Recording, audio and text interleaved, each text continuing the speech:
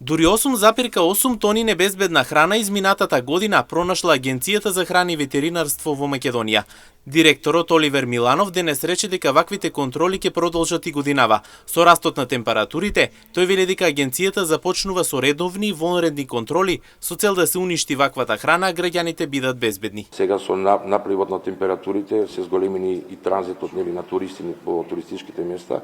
Ние покрај редовните контроли кои што ги вршиме на терен, вршиме и вонредни инспекцијски контроли, вонредни инспекцијски надзори. Нормално дека акцентот ќе биде и оваа година стајане на туристичките места, како изминатава година откривме 8,8 тони на небезбедна храна, која што небезбедно беше уништена, нештетно беше уништена, пардон.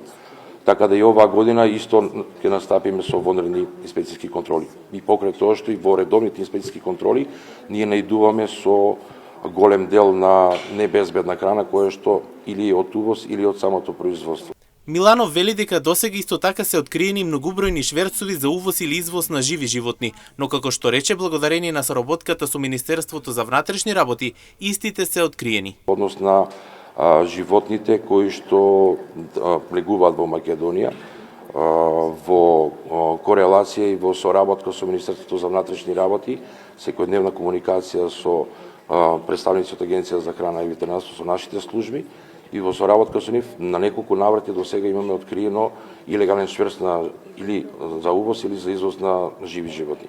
Инаку директорот на агенцијата Миланов и понатаму апелира до граѓаните, доколку забележат неправилности во однос на храната, да пријават на телефонскиот број на Агенцијата за храна и ветеринарство или да пријават онлајн на нивната веб страница.